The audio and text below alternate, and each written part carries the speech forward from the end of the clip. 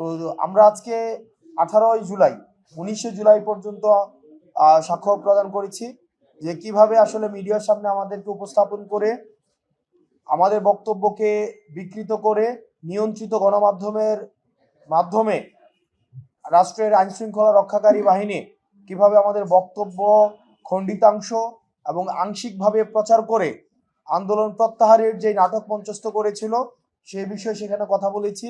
14 তারিখ এবং কি হলো এটা 14 জুলাই আমরা যখন আমাদের আন্দোলনকারীদের রাজাকারের নাতিপতি এবং রাজাকারের বাচ্চা বলে সম্বোধন করা হয় এবং সেটির প্রতিক্রিয়া সারা দেশে শিক্ষার্থীরা ক্ষুব্ধ হয়ে সারা দেশের বিশ্ববিদ্যালয়গুলোতে সেই বক্তব্য প্রত্যাহার করা হয় এবং শেখ হাসিনাকে নিঃশর্ত মাফ চাইতে বলা হয়। এবং এরপর দিনে ঢাকা বিশ্ববিদ্যালয়ের ছাত্রলীগ, মহানগর উত্তর দক্ষিণের ছাত্রলীগ যেভাবে শিক্ষার্থীদের উপরে নৃশংসভাবে ওবায়দুল কাদরের ইন্ধনে যেভাবে নির্যাতন এবং নিপীড়ন করে, নারী শিক্ষার্থীদেরকে যেভাবে হেনস্থা করে এবং শিক্ষার্থীদেরকে যেভাবে হল থেকে যেভাবে বের করে দেয় এবং সেখানে প্রশাসনিক যোগ সাজসে আমাদের শিক্ষার্থীদের উপরে 15 তারিখ হচ্ছে নির্যাতন চালায়, সেটিরই প্রতিক্রিয়ায় 16 তারিখ যখন সারা বাংলাদেশে স্বতঃস্ফূর্তভাবে বিক্ষোভ মিছিল হয়, সেই বিক্ষোভ মিছিলে রংপুরে আবু সাইদকে ক্যাম্পাস কম্পাউন্ডে গুলি করে হত্যা করা হয় এবং চট্টগ্রামে আমাদের ওয়াসিমকে, ছাত্রদলের ওয়াসিমকে কিভাবে নৃশংসভাবে হত্যা করা হয় ছাত্রলীগ গুলি করে। আবু সাইদ থেকে ওয়াসিম এবং সেদিনে সারা বাংলাদেশে 6 জন শিক্ষার্থীকে গুলি করে হত্যা করা হয়। সেটিরই প্রতিক্রিয়ায় আমরা 17 জুলাই যখন গায়েবানা জানাজা করতে ঢাকা বিশ্ববিদ্যালয়ে আমরা আসি, আমাদের এজেন্সি আমাদেরকে চাপ প্রয়োগ করে যেন আমরা গায়েবানা জানাজা না দিতে পারি এবং বিশ্ববিদ্যালয়ের যোগসাজশে তখনকার নিয়ন্ত্রিত ইউজিসি বিশ্ববিদ্যালয়গুলোকে বন্ধ করে দেয় এবং গায়েবানা জানাজায় আমরা দেখেছি পুলিশ, বিজিবি এবং রাষ্ট্রীয় আইন শৃঙ্খলা বাহিনীর সমন্বিতভাবে শিক্ষার্থীদের উপরে tear shell, rubber bullet, sound grenade সেখানে হচ্ছে চালানো হয় এবং সেদিন রাতেই আমাদেরকে বাসা থেকে তুলে নিয়ে গিয়ে পদ্মাতে মিটিং করানোর চেষ্টা করে এবং সেটি আমরা প্রত্যাখ্যান করি। সেদিন রাতের আমরা কোনোভাবেই আমরা বলেছিলাম যে আমরা আমাদের নেতৃত্ব স্থানীয় যারা আছে তাদের সাথে কথা না বলা ছাড়া আমরা কোনো মিটিং করতে পারবো না। আমাদের সামনে দিয়েই তখনকার 3 জন মন্ত্রী আমাদের সামনে দিয়েই পদ্মাতে প্রবেশ করে 1 ঘন্টা যাবত আমাদেরকে বোঝানোর চেষ্টা করে তখনকার সময় ডিজিএফআই যেন কেন আমাদের মিটিং করা উচিত, কিন্তু আমরা এই মন্ত্রীদের সাথে আমরা মিটিং প্রত্যাখ্যান করি। 1 ঘন্টা পর আমাদের সামনে দিয়েই 3 জন মন্ত্রী বের হয়ে যায়, অর্থাৎ আমরা কোনো মিটিং করি নাই।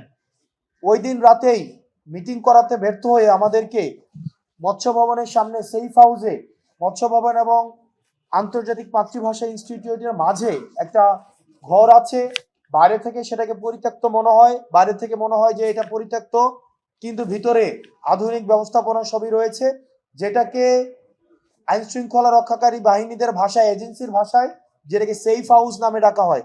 সেখানে আমাদের সারা রাত ভোর ব্যাপী আমাদেরকে জিজ্ঞাসাবাদ করা হয়, আমাদেরকে চাপ প্রয়োগ করা হয়, পরিবারকে জিম্মি করা হয়, যার যে স্থানীয়ভাবে ছাত্রলীগ দিয়ে পরিবারকে হেনস্থা করা হয় এবং আমাদেরকে মিটিংয়ের জন্য আমরা বসি সেটির জন্য আমাদের চাপ প্রয়োগ করা হয়। সেদিন সকালে এসে আমাদের এজেন্সির একজন আমাদেরকে হুমকি দেয় যে আমরা যেন মিটিং করে সারা দেশের সামনে আমরা যেন বলি যে আমরা আন্দোলন প্রত্যাহার করে নিয়েছি, তাহলে আমাদের লাইফ সেটেল করে দিবে, বিদেশে আমাদের লাইফ সেটেল করে দিবে, এই বিষয়গুলো আমাদেরকে বলেন। আমাদের সারা দিন ব্যাপী আমাদেরকে নির্যাতন করা হয়। সেদিন জুম্মার নামাজ ছিল, আমাদেরকে নামাজ পড়তে পর্যন্ত দেওয়া হয়নি। সেদিন আমাদের ফোন থেকে বিভিন্ন সমন্বয়কদেরকে ফোন দিয়ে তাদেরকে ধরে আনা হয়, হাসিবকে ধরে আনা হয়, আমার ফোন থেকে ফোন দিয়ে হাসিবকে সেদিন উঠিয়ে নিয়ে আসা হয়। দুঃখজনক বিষয় হচ্ছে সেদিন আমাদের সামনে বসে আমরা দেখতে পাচ্ছিলাম এজেন্সিগুলো টিভি চ্যানেলগুলোকে কিভাবে নিয়ন্ত্রণ করছিল। বিশেষ করে আমি বারবার শুরু থেকেই আমাদের নিরলস যে সাংবাদিক ভাইয়েরা বস্তুনিষ্ঠ সংবাদ প্রচার করার জন্য সংগ্রাম করে যাচ্ছে, নিরলসভাবে চেষ্টা করে যাচ্ছেন, কিন্তু তাদের মধ্যে কিছু সুবিধাভোগী আওয়ামী পাচাটা কিছু সাংবাদিক ছিল, তাদের যোগসাজশে আমরা দেখছিলাম বিশেষ করে 71 টেলিভিশন, সময় টেলিভিশন এবং ডিবিসি, এই 3টে টেলিভিশনকে কিভাবে নিয়ন্ত্রণ করছিল আমাদের সামনে বসেই। আমাদের সামনে বসে এই এজেন্সিগুলো তাদের প্রচারিত খবরকে পরিবর্তন করে দিচ্ছিলেন, তাদের মতো করে খবর প্রচার করছিলেন এবং তাদেরকে নির্দেশনা দিচ্ছিলেন। বিশেষ করে এই 3টা চ্যানেলকে নির্দেশনা দিচ্ছিলেন। পরিস্থিতি স্বাভাবিক রয়েছে, নিয়ন্ত্রণে রয়েছে, 2 দিন নিয়ন্ত্রণে রয়েছে, সেটি যেন প্রচার করা হয়।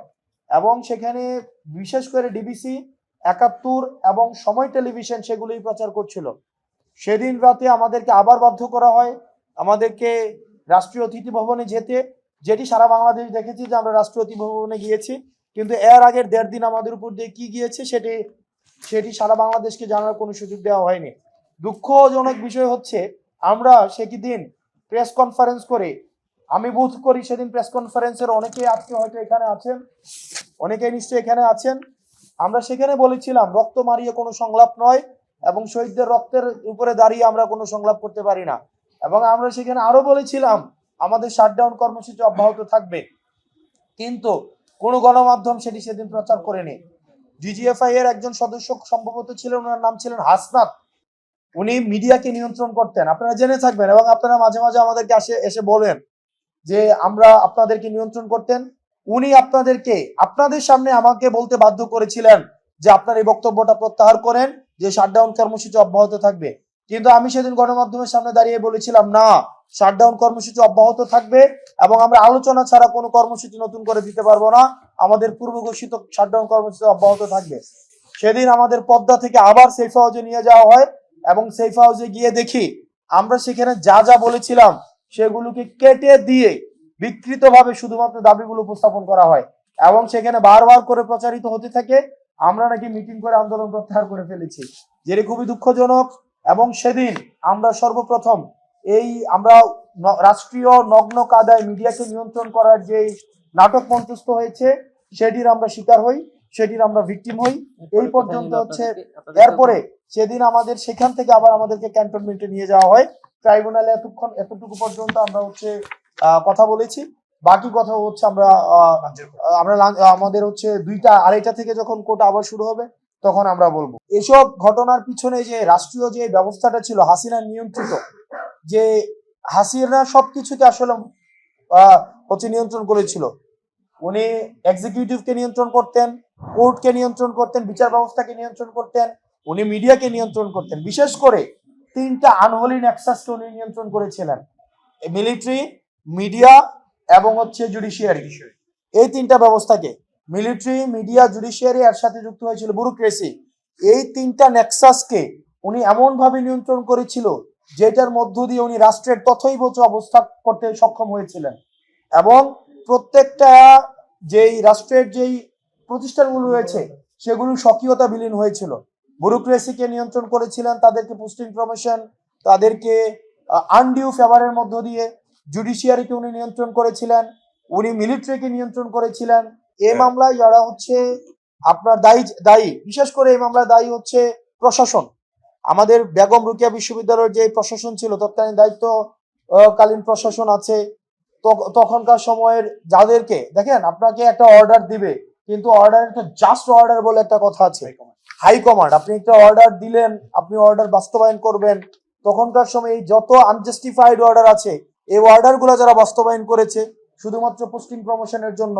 আপনি নিজের কাছে প্রশ্ন, গণমাধ্যমের আপনারা যারা আছেন, আমরা রাজনীতিতে যুক্ত হয়েছি, আপনারা আমাদেরকে নিয়ে সমালোচনা করবেন, পর্যালোচনা করবেন, সেটাকে আমরা এপ্রিসিয়েট করি, কিন্তু আপনাদের কাছে আমি একটা প্রশ্ন রেখে যাচ্ছি, যদি আন্দোলন ব্যর্থ হতো, যারা আন্দোলনকারীদেরকে রাজাকার, নাশকতাকারী, বিএনপি, জামাত এবং শিবিরের এজেন্ট বলে যারা সংবাদ গণমাধ্যমে প্রচার করেছিল, তাদেরকেই কিন্তু সাহসিকতার জন্য পুরস্কার দেওয়া হতো, তাদেরকেই কিন্তু সাহসিকতার জন্য সাংবাদিকতার পুরস্কার দেওয়া হতো না, দেওয়া হতো। আমরা তখনকার সময়ের আমি দেখেছি অনেক সাহসী গণমাধ্যম ছিল, কিন্তু এর মাঝখানেও কিছু কতিপয় প্রত্যেকটা সংস্থার মধ্যে এমন ছিল, আমরা আসলে তাদের বিচার চাচ্ছি। যে ধারাবাহিকতা থেকে আসলে আমরা মুক্ত হতে পারি নাই। আমরা দেখেছি ব্যুরোক্রেসিকে কয়েকটা রাজনৈতিক দল, আমরা বারবার করে বলছি, রাজনৈতিক দলগুলো দখল করে নিয়েছে গণিমতের মাল হিসাবে। রাজনৈতিক দলগুলো সচিব, ডিসি, আমলা তারা দখল করে নিয়েছে আগামী নির্বাচনকে সামনে রেখে। ব্যুরোক্রেসি, অনেক ব্যুরোক্রেটদের সাথে যখন কথা বলি তারা আসলে শেল্টার চায়, তারা আসলে রিস্ক নিতে চায় না এবং আগামীতে যারা ক্ষমতায় আসতে চায় তাদের দৃষ্টি আকর্ষণ করার জন্য তারা অনেক সময় আনডিউ ফেভার দিয়ে থাকে। দ্বিতীয়ত, বিভিন্ন অলিগার্ক শ্রেণী, বিভিন্ন বর্জুয়া শ্রেণী কারা দখল দিয়েছে, এবং 5ই অগস্টের পরে কারা কারা মিডিয়া দখল দিয়েছে সেগুলো আমাদের থেকে আপনারাও ভালো জানেন। এবং তারপরে হচ্ছে মিলিটারির বিষয়ে আমরা দেখেন, মিলিটারির একটা বড় একটা অংশ কিন্তু দেশের পক্ষে, আমাদের এই জুলাইয়ের পক্ষে রাস্তায় নেমে এসেছিল। তারা আমাদের যদি সহায়তা না করতেন, তারা যদি আন্দোলনের পক্ষে না থাকতো, তাহলে কিন্তু এই অ্যাচিভমেন্টটা সম্ভব হতো না। কিন্তু এই কতিপয় সদস্য ছিল, বিপদগ্রস্ত কিছু সদস্য ছিল, যারা হাসিনার লেসপেন্সার হিসেবে যারা হচ্ছে সব অপরাধের বৈধতা উৎপাদন করেছে, আনায়গরের বৈধতা উৎপাদন করেছে। আমরা চাই সেগুলোর বিচার নিশ্চিতের মধ্য দিয়ে সেনাবাহিনীকে কলঙ্কমুক্ত করা হবে, এবং সেনাবাহিনীর যে মর্যাদা, সেনাবাহিনীর যে গৌরব, সেই গৌরবকে আবার সমুন্নত করা হবে। ক্ষমতায় যেতে চাও, আমরা জনগণকে নিয়ে ক্ষমতায় যেতে চাই। কোনো আনহোলি নেক্সাসকে কোনো ম্যানেজ করে আমরা কোনো কন্ট্রোলড ভাবে হচ্ছে আমরা ক্ষমতায় যেতে চাই না। আমরা জনগণকে সাথে নিয়ে, জনগণ যদি আমাদেরকে ম্যান্ডেট দেয়, জনগণকে যদি তারা যদি মনে করে আমরা ক্ষমতায় যাওয়ার উপযোগী আমরা যাইতে চাই,